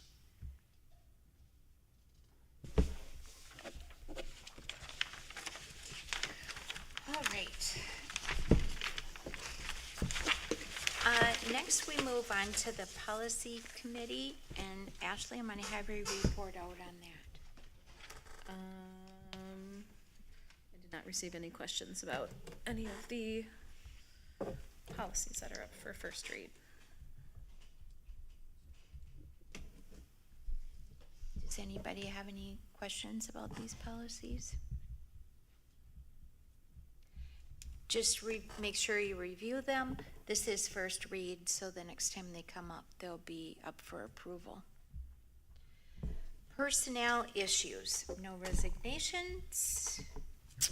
No resignations, no employments, and no leaves. Awesome. Next, operations. Upcoming activities.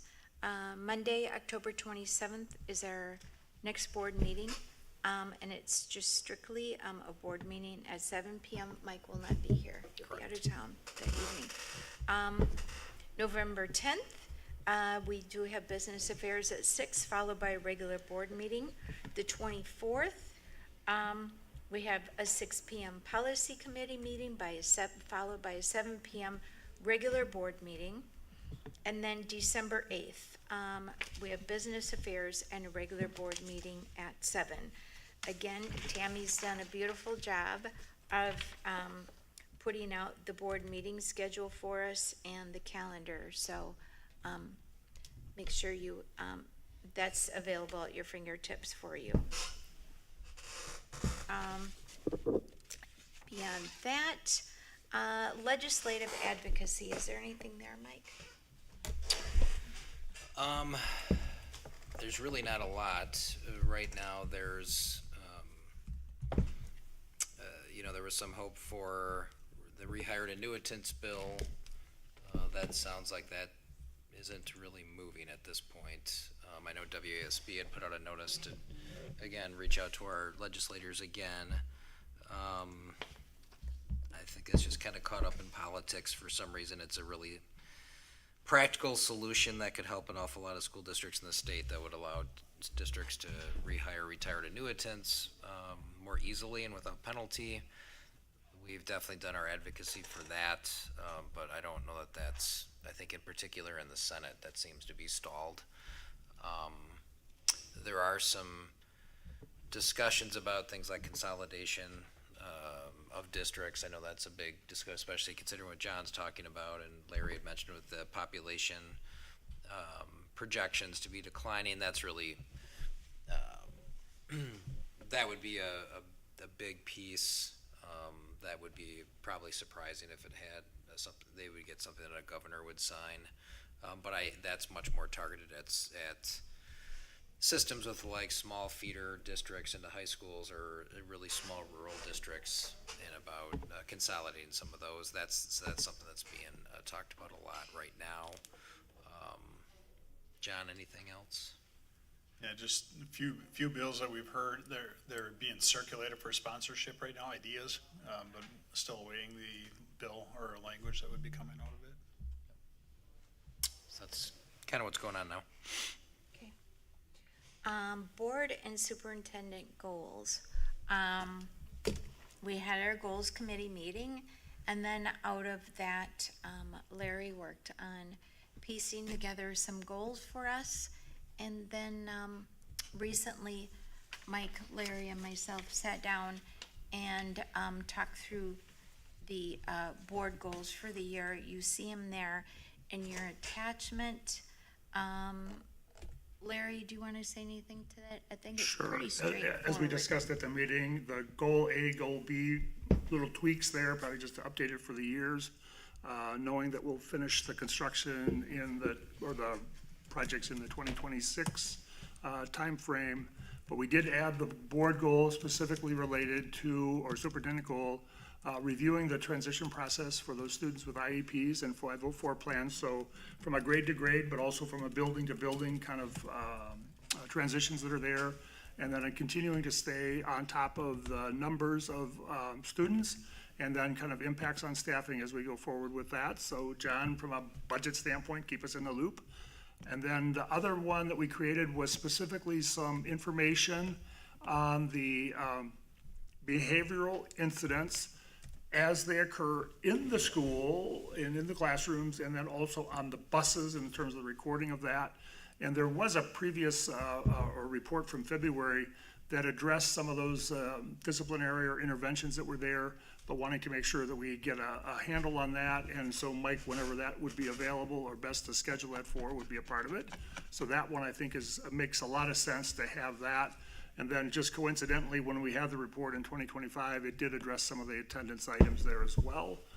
Then we broke it down into the specifics for the Act 20. We saw maybe a little sneak preview of some of the things that occurred at Horizon relative to the Act 20 requirements, and then some of the professional learning communities, the model and approach being used for that.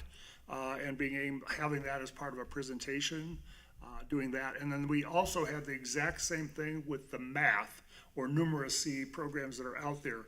There was some talk about having some kind of legislation in Madison regarding the creating like an Act 20, if you will, but for math. I don't know if that's moving forward or not, but there's things that are out there relative to that. And I, kind of shared some things with Anthony regarding some potential upcoming things that might be happening relative to math and numeracy kinds of things. And then the other one we had as a superintendent goal was the board effectiveness of board superintendent working relationships, which would include what we're going to do tonight is kind of like that mid-year review and then end-of-year evaluations.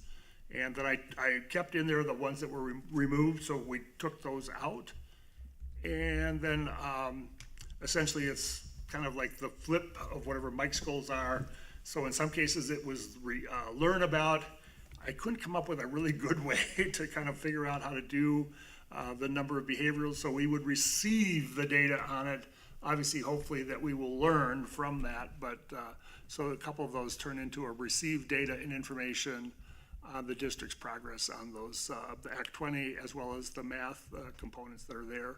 And I think those really sort of target us, and when Bren and I kind of talked about it with Mike, I mean, it really keeps us focused on the academic performance, which is really kind of what we want to do with, and also then the behavioral issues, because we know that that can negatively affect some of the things that go on in the classroom here as well. So hopefully we've got that kind of nice balance with it, and Mike is willing to work with us for another year or so in terms of keeping that moving forward. So if you have any questions on it, or if you feel that there's any tweaks, as I mean, I'm open to changes or modifications if there's anything that's there. We don't have the dates in there because usually Mike goes through and kind of slots in when those sessions would be most appropriate. Sometimes it may just be an update at a board meeting or when we're in some kind of a learning session, if you will, but he figures that out for us in terms of those things. But is there anything that I missed? I mean, I had my flip charts, had the notes, kind of like process it a little bit in terms of making sure that I picked up all of your keywords. No, I don't tape record the meetings, just so you know that, so. That looks good, Larry. Thanks, though.